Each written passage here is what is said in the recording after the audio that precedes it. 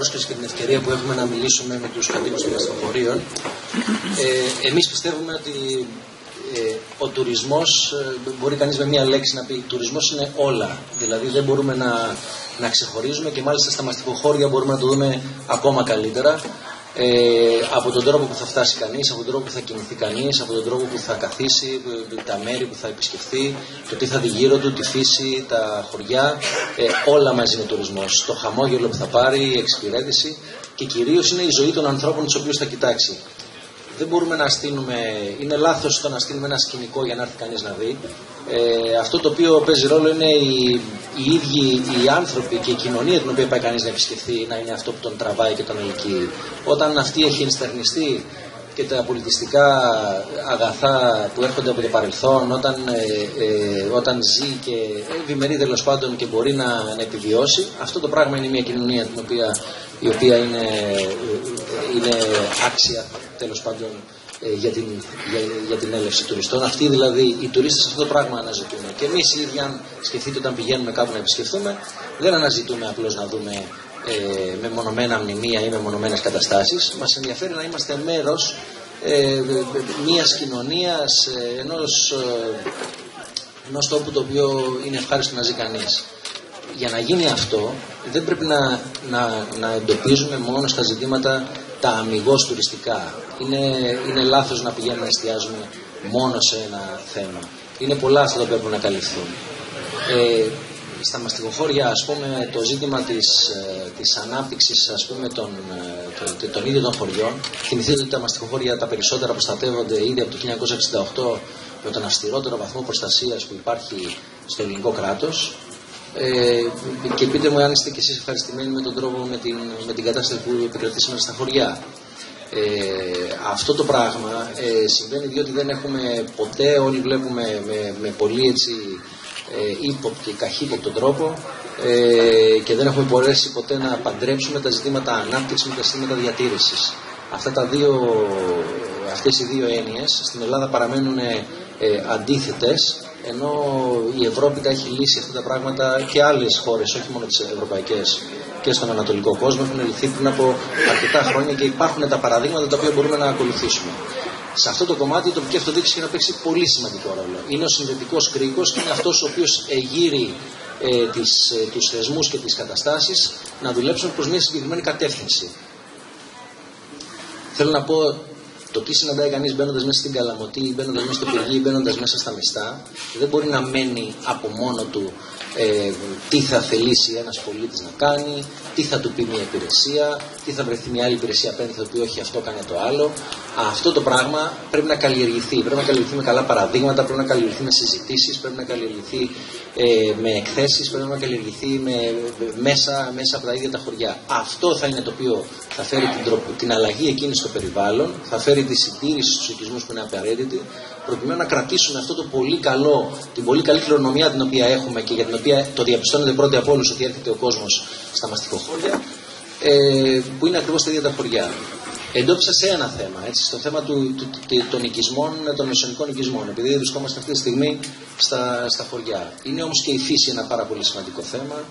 Είναι όλες οι υπόλοιπες υποδομές, όπως το Σπήλαιο των Ολύμπων, όπως το Μουσείο της Μαστίχας που αυτή τη στιγμή προχωράει. Αυτά όλα αποτελούν πολλούς μικρούς παράγοντες που δεν μπορεί κανείς να τους αφήνει να πηγαίνουν μόνο στο καθένα. Δυστυχώς έχουμε γεμίσει από υποδομές και από δράσεις, οι οποίες κάθε μία δουλεύει αυτόνομα.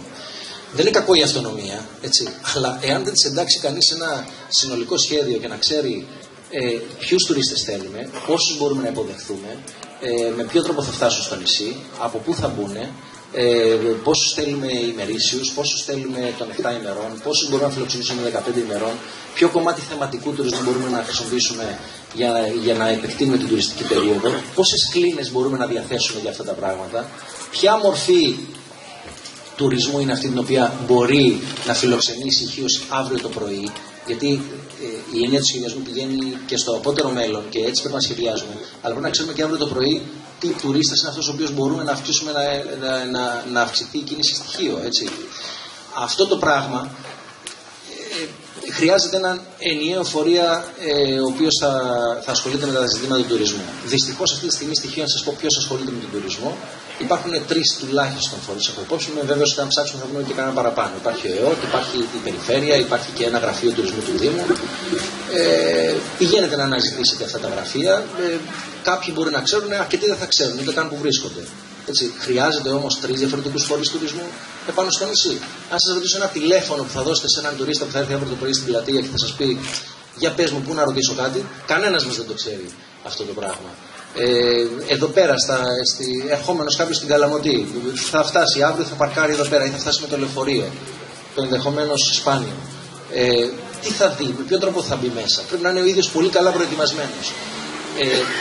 Αυτό δεν μπορεί να κινείται έτσι. Όταν πάει κανείς, όταν θέλει πραγματικά να ελκύσει τουρίστες, αυτό το πράγμα το κάνει συστηματικά. Το κάνει και με 1 και με 2 και με 3 και με πολλές φορές μέχρι να καταφέρει να περάσει στον άνθρωπο που προσπαθεί να προσελκύσει και προσπαθεί να τον κρατήσει και προσπαθεί να τον κάνει να ξανάρθει, να τον κάνει να καταλάβει ότι εδώ πέρα ήρθε στο καλύτερο μέρος του κόσμου. Εντός εισαγωγικών το λέω αυτό το πράγμα.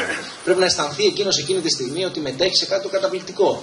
Αυτό είναι αυτό το οποίο δημιουργεί τη φήμη στα μέρη και η φήμη είναι το νούμερο 1 ζήτημα στον τουρισμό. Και η φήμη καλλιεργείται τόσο με την κατάσταση την οποία θα βρει επιτόπου ο τουρίστας, όσο και με το marketing του τουρισμού. Marketing τουρισμού δυστυχώς έχει μείνει σε πολύ υβριδικό επίπεδο στοιχείο, θα έλεγα. Έχει μείνει δηλαδή, αν δείτε τους προϋπολογισμούς που έχουν διατεθεί τα τελευταία χρόνια για προβολή, για τουριστική προβολή, είναι πάρα πολύ χαμηλή. Είναι ανάξια του ονόματος στοιχείου και των δυνατοτήτων της. Εάν όμως δεν επενδύσουμε εκεί πέρα, ώστε με επαγγελματικό τρόπο να γίνει η σωστή προβολή στις στοχευμένες αγορές που θα έχει σχεδιάσει κάποιος, θα έχει στοχεύσει συγκεκριμένα πράγματα, δεν μπορούμε να έχουμε αποτελέσματα. Θα έχουμε αποτελέσματα που θα είναι ευκαιριακά και θα εξαρτώνται από τις καιρικές συνθήκες. Αν αύριο το πρωί βρέχει Τούρκους, θα έχουμε Τούρκους. Αν μεθαύριο φύγει το σύννεφο και δεν βρέχει, θα μείνουμε χωρίς αυτή την αγορά. Αυτά τα πράγματα δεν μπορεί να περιμένουμε το τι θα φέρει ο καιρός, τι θα μας φέρει οι καιρικές συνθήκες. Μας επηρεάζουν πάρα πολύ και είναι πολύ ευχάριστες όταν φέρουν αποτελέσματα πολύ θετικά. Έτσι, αλλά δεν μπορούμε να περιμένουμε στο έλεος του Θεού σε αυτά τα πράγματα. Μπορούμε να τα σχεδιάσουμε και μπορούμε να τα κερδίσουμε από μόνοι μας. Σας ευχαριστώ πολύ. Το λιμάνι των Νεστών είναι μια καλή ενδεικτική κατάσταση έργου, το οποίο έγινε χωρίς να έχει σχεδιαστεί από την αρχή ολοκληρωμένο. Είναι πολύ απλό. Κατασκευάστηκαν τα ντόκα, βρέθηκαν τα χρήματα για να γίνουν οι αποβάθρες και οι εκβαθήσεις στο σημείο που χρειαζόταν και μας λείπει το κομμάτι των υπολείπων χερσαίων υποδομών. Δηλαδή, για ποιο λόγο δεν έγιναν από την αρχή να σχεδιαστούν και αυτά, ή έστω δεν υπήρχαν, το πρόγραμμα στο οποίο εντάχθηκε δεν υπήρχαν αυτά, άμεσα πρωτού ξεκινήσει, θα έπρεπε να είχαν ήδη ξεκινήσει όλα αυτά. Νομίζουμε το μέλλον, την επόμενη πενταετία, η Δημοτική Αρχή έχει κυρίως να ενεργοποιήσει όλες αυτές τις τεράστιες επενδύσεις οι οποίες έχουν γίνει, όχι μόνο σε λιμενικές υποδομές, αλλά σε πάρα πολλά πράγματα, και να τις βάλει να δουλέψουν, ώστε ο χιώτικος λαός να απολαύσει αυτά τα χρήματα τα οποία έχουν ήδη επενδυθεί εκεί πέρα. Αυτό. Εμείς πιστεύουμε ότι πρέπει οπωσδήποτε να παίξει ένα τεράστιο ρόλο η πύληση εισόδου για το νησί. Μπορεί να απευθύνεται τόσο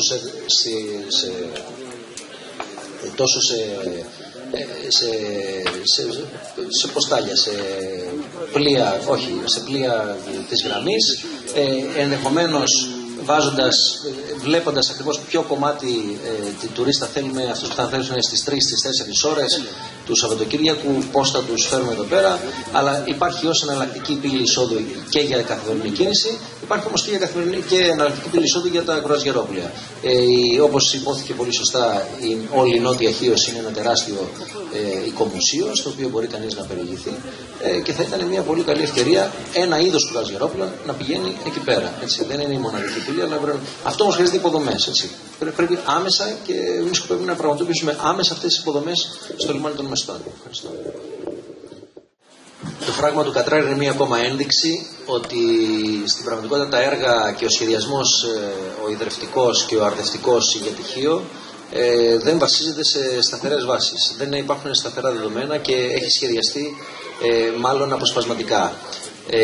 Το γεγονός ότι το φράγμα αυτό έχει γίνει πολύ μεγαλύτερο από αυτό το οποίο μπορεί να εξυπηρετήσει λεκάνη απορροής και ο βαθμός διοίτησης των πετρωμάτων από τα οποία περνάει το νερό μέχρι να φτάσει εκεί πέρα, και εκεί πέρα και στην ίδια τη δεξαμενή, είναι ενδεικτικός, κάτι το οποίο δεν επιτρέπεται σε τεχνικά έργα. Τα τεχνικά έργα δεν γίνονται για να δούμε πώς θα συμπεριφερθεί. Τα τεχνικά έργα σχεδιάζονται γι' αυτό ακριβώς το λόγο. Υπάρχουν επιστημονικά δεδομένα τα οποία λαμβάνονται υπόψη, προκειμένου να μην δαπανηθούν τόσες πολλές χιλιάδες χρήματα, εργατοώρες και να μην καταστραφεί περιβάλλον χωρίς λόγο. Έτσι. Πάντα πρέπει να υπάρχει ένας λόγος του μέχρι ποιο σημείο φτάνει η καταστροφή, ώστε να έχουμε κάποιο όφελος. Και δυστυχώς στο φράγμα του Κατράρη η καταστροφή δεν περιορίζεται μόνο στον ίδιο τον τόπο εκεί πέρα. Αυτό θα ήταν μικρό το πρόβλημα. Φαίνεται ότι είναι πολύ μεγαλύτερο το ζήτημα, διότι κόβοντας τον ποταμό που κατέβαινε μέχρι την Κόμη, έχει αφήσει τον κάμπο ολόκληρο εδώ και 4-5 χρόνια σχεδόν άνυδρο. Αυτό το πράγμα δεν αντέχει πάρα πολύ. Δεν είναι δύσκολο να μπει η θάλασσα μέσα και να γυρίσει ανάποδα. Αυτά τα πράγματα όμως τα προέβλεπε η υπερβολική μελέτη, η οποία προφανώς δεν έχει τηρηθεί ή είναι τόσο ελλειπής που δεν τα είχε αντιληφθεί. Δεν έχουν αφήσει το νερό να κυλάει έτσι όπως προβλέπεται, προκειμένου και οι μηχανισμοί να δουλεύουν και να εκτονώνεται το κομμάτι του νερού που πρέπει και να περνάει, κυρίως να εμπλουτίζει το υδροφόρο σωλήνδρος χωρίς να αλλάζουν απότομα οι συνθήκες. Ο ποταμός περνάει από εδώ πέρα από δίπλα. Μη σας φανεί απίθανο εάν σε κάποια στιγμή αρχίζουν να υπάρχουν κίνδυνοι έτσι καθιζήσεων διαφορικών σε ορισμένα κτίρια τα οποία βρίσκονται από την πλευρά εκεί του χωριού που περνάνε από δίπλα. Αυτά δεν είναι τίποτα δύσκολα να τα σκεφτεί κανείς. Το κομμάτι το γεωργικό νομίζω το αισθάνεται ήδη η Καλαμωτή, ότι το νερό δεν είναι αυτό το οποίο ήταν πρωτού κατασκευαστεί το φράγμα. Και έτσι ένα έργο αντί για να φέρει καλό και να το φέρει γρήγορα, έχει αρχίσει προς το παρόν να μας δείχνει τις ζημιές του. Πάλι θα πω ότι το έργο της Δημοτικής Αρχής από εδώ και πέρα είναι πώς θα ενεργοποιήσει και θα γυρίσει αυτό το πράγμα σε θετικό. Θέλουμε να ελπίζουμε ότι τα δίκτυα άρδευσης τα οποία κατασκευάζονται αυτή τη στιγμή όντως θα λειτουργήσουν ως δίκτυα άρδευσης, όντως θα τροφοδοτήσουν αρχικά την αγροτική παραγωγή, έτσι, η οποία είναι εξ όνου κάνευ, για τυχείο πρωτογενής τομέας. Ο κάμπος εδώ πέρα της Καλαμωτής παράγει το 70, δεν ξέρω, το 75% των γεωργικών προϊόντων της Χίου. Έτσι. Είναι το κομμάτι εκείνο της Χίου το οποίο έχει δυνατότητα εξαγωγική. Όχι αστεία, όχι μόνο για να τροφοδοτήσει δηλαδή το κομμάτι της Χίου της ίδιας, αλλά αν το συνδυάσει κανείς με θερμότητα που πιθανόν να μπορέσει να έρθει από την περιοχή των Ενίτων, η οποία βρίσκεται αρκετά κοντά, έχουμε το σημείο ακριβώς το οποίο στοιχείο μπορεί να δημιουργηθεί η πολύ σοβαρή κοιτίδα πρωτογενούς παραγωγής, αγροτικής παραγωγής, κανονικής. Έτσι. Θέλουμε να ελπίζουμε ότι το φράγμα του Κατράρη όντως, παρά τον ενδεχομένως, από ό,τι φαίνεται δηλαδή κατά τα φαινόμενα λάθος σχεδιασμό του, όσο νερό πρόκειται να μαζέψει, όντως θα πηγαίνει στην άρδευση.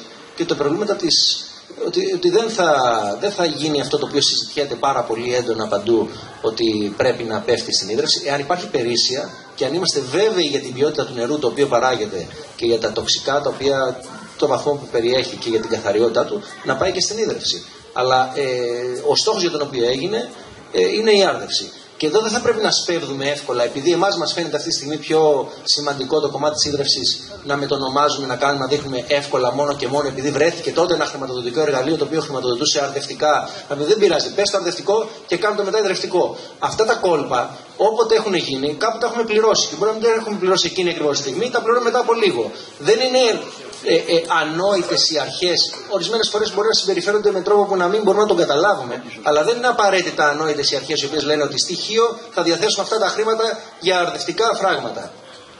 Και εμείς οι έξυπνοι να πούμε καλά, θα σου πούμε ότι θα το κάνουμε αρδευτικό και θα το γυρίσουμε σε υδρευτικό. Αυτά τα κόλπα σπανίως πετυχαίνουν. Συνήθως θα τα πληρώσουμε. Ευχαριστώ. Από όσα αναφέρθηκαν στο μείζον θέμα του σχεδίου της Κόμης, είναι τραγικό το από το 70 μέχρι σήμερα να είναι δεσμευμένες ιδιοκτησίες και να μην έχουν γίνει απλές οι πράξεις αναγωγής, ξέρετε, και όλες οι μελέτες που απαιτούνται για αυτό το πράγμα δεν είναι κάτι το δραματικά δύσκολο. Στο παρελθόν ήταν αρκετά ακριβό, αλλά δεν ήταν κάτι το οποίο δεν ήταν μέσα στα πλαίσια που μπορούσε να αντέξει μια δημοτική αρχή. Σήμερα έχει γίνει ακόμη πιο οικονομικό αυτό το πράγμα, πιστεύω, λόγω της οικονομικής κρίσης που μαστίζει τον κλάδο των μηχανικών, και αυτό το πράγμα μπορεί να γίνει πάρα πολύ γρήγορα. Είναι απλά θέμα πολιτικής απόφασης και θέλησης να καθίσει κανείς να το κάνει. Νομίζω ότι οι περισσότεροι ιδιοκτήτες ιδιοκτησιών μέσα στην Κόμη θα θέλουν σε κάποια στιγμή να απελευθερωθεί η ιδιοκτησία τους και να αποφασίσουν τι θα κάνουν. Θα χτίσουν, θα το πουλήσουν, κάτι τέλος πάντων να γίνει. Είναι θεμελιώδες για να αναπτυχθεί η περιοχή. Για το ζήτημα τώρα των οικισμών γενικότερα και της ερήμωσης ή του τμήματος των ετοιμόρροπων, για το κομμάτι των ετοιμόρροπων δεν είναι η αρχαιολογική υπηρεσία η μόνη η οποία μπορεί να κάνει κάτι. Δυστυχώς έχουμε μάθει να επαφιέμεθα σε άλλα πράγματα. Ο Δήμος μπορεί να κάνει και πρέπει να κάνει.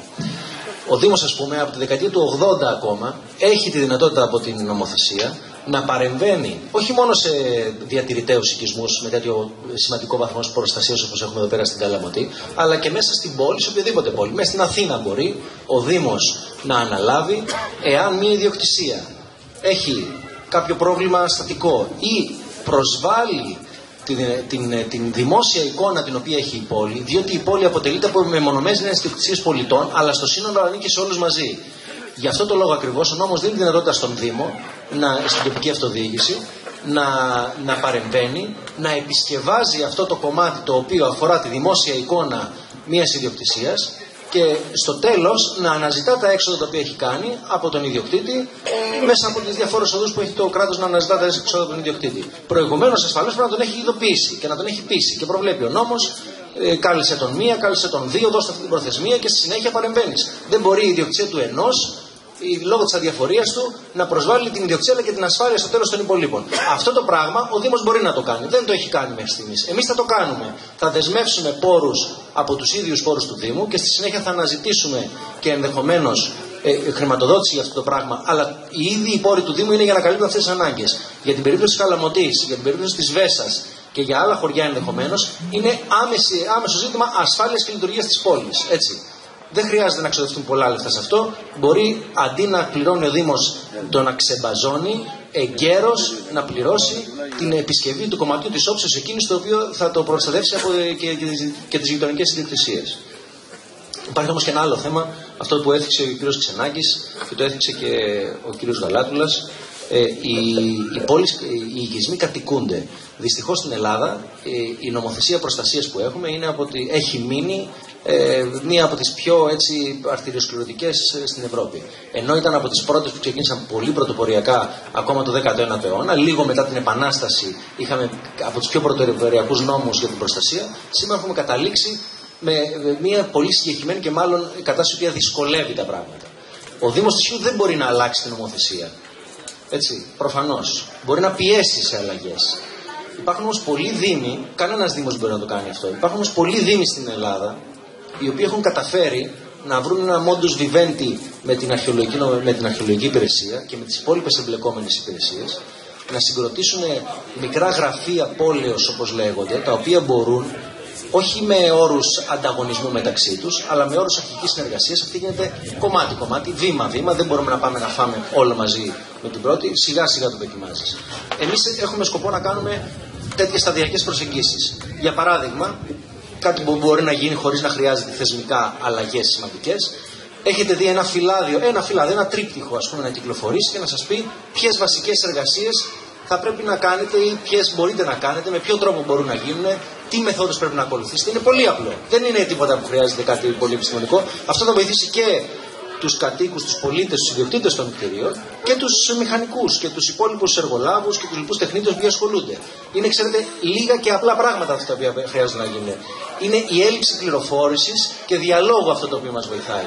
Έγινε ποτέ ένας διάλογος από την αρχαιολογική υπηρεσία, ας πούμε, πιθανόν δεν έγινε. Ο Δήμος όμως μπορεί να τον κάνει. Έχει κάθε δυνατότητα, εφόσον θέλει, να φέρει εδώ πέρα, να καθίσουμε στην πλατεία, πολίτες, τεχνίτες, άνθρωποι, να μιλήσουν δύο-τρεις άνθρωποι προβάλλοντας 3-4 καλά παραδείγματα και να αντιληφθούμε όλοι, να αμβληνθούν αυτές οι αντιθέσεις και οι καχυποψίες και να καταλάβουμε πώς γίνεται. Είναι απλά τα ζητήματα. Σας το λέω επειδή τυχαίνει να ασχολούμαι με τέτοια πράγματα. Συνήθως είναι η αμοιβαία καχυποψία που υπάρχει και η έλλειψη συνεννόησης. Εμείς έχουμε σκοπό να δουλέψουμε σοβαρά σε αυτό και με δημόσιους διαλόγους και με φυλάδια και με διαρκή πληροφόρηση και κυρίως με συνεχιζόμενη εκπαίδευση. Η συνεχιζόμενη εκπαίδευση και για τους τεχνίτες κυρίως είναι πάρα πολύ σημαντική. Καλό είναι αυτό που ξέρουμε από την εμπειρία μας, αλλά κάθε τόσο μπορούμε να έρθουμε σε πιο κοντινή επαφή. Και ασφαλώς αυτό το πράγμα δεν γίνεται για να έρχονται οι τουρίστες. Το είπα από την αρχή.